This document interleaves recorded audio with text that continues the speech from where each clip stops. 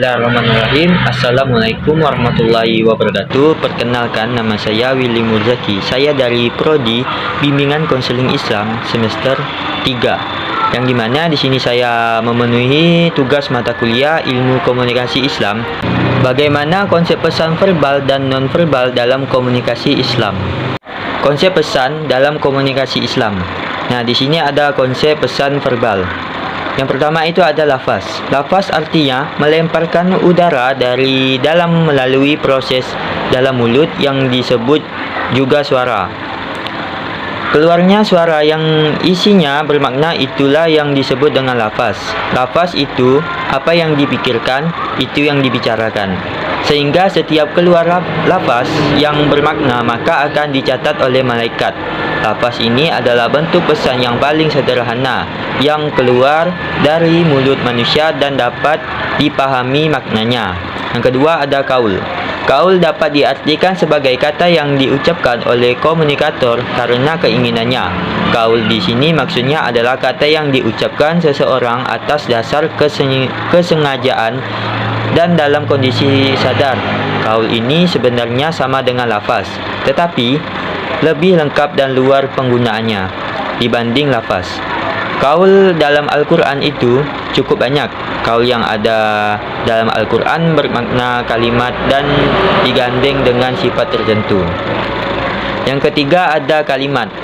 Kalimat dalam bahasa Arab adalah senyawa dari dua unsur, yaitu lafaz dan ifadah, yang artinya susunan lafaz yang mengandung makna yang sempurna. Kalimat lebih luas cakupan maknanya daripada kaul.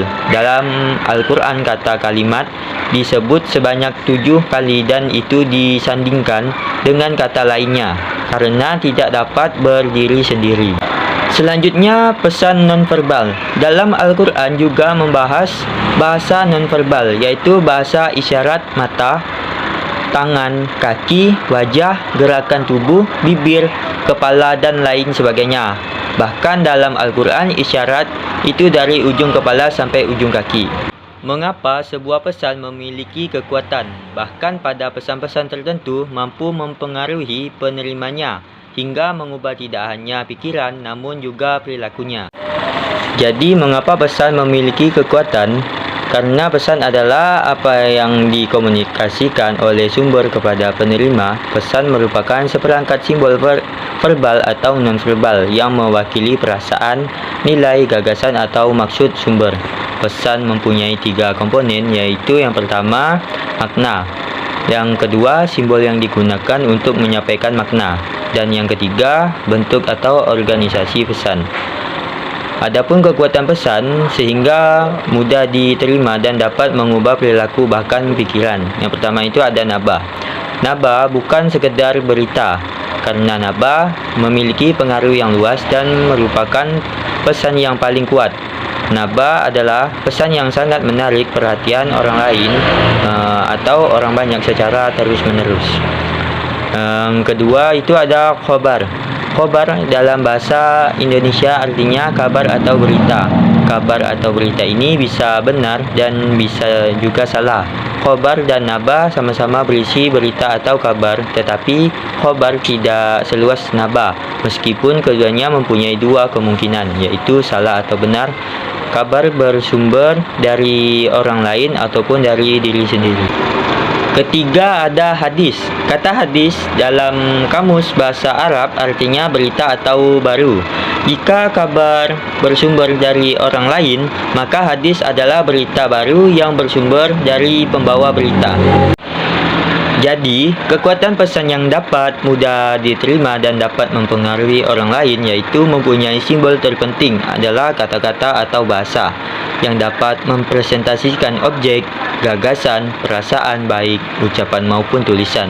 Kata-kata memungkinkan untuk berbagi pikiran dengan orang lain dan harus bersertakan Al-Quran dan hadis. Dari beberapa metode penyampaian pesan dan ilmu komunikasi Islam, metode apa yang paling cocok untuk era 4.0 saat ini? Metode penyampaian pesan dalam ilmu komunikasi Islam yang paling cocok untuk era 4.0 saat ini yaitu dengan memperbanyak berdakwah melalui media sosial internet, TV, dan sebagainya. Karena mengingat era 4.0 lebih memfokuskan ke dunia modern. Jadi hal inilah yang paling cocok untuk menyampaikan pesan. Dan juga penyampaian pesan melalui dakwah bil tadwin, yaitu melalui tulisan, baik itu buku, koran, atau tulisan yang mengandung pesan dakwah. Berdasarkan prinsip-prinsip dasar komunikasi Islam, apa yang salah dengan proses komunikasi di sekitar kita dan di media sosial selama ini?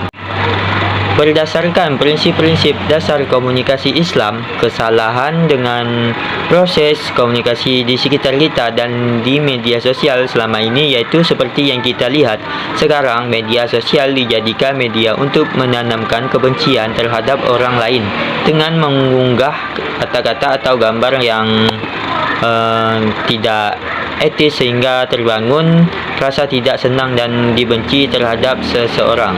Pada dasarnya, komunikasi bertujuan untuk saling mengenal, berbagi informasi, dan lain sebagainya. Dari tujuan tersebut, komunikasi mempunyai pengaruh besar dalam mempengaruhi seseorang melalui perkataan.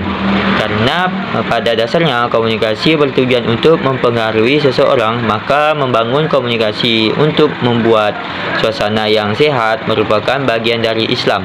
Bentuk strategi komunikasi adalah dapat mempengaruhi pendapat orang lain dan menjadi faktor yang menentukan baik buruknya manusia.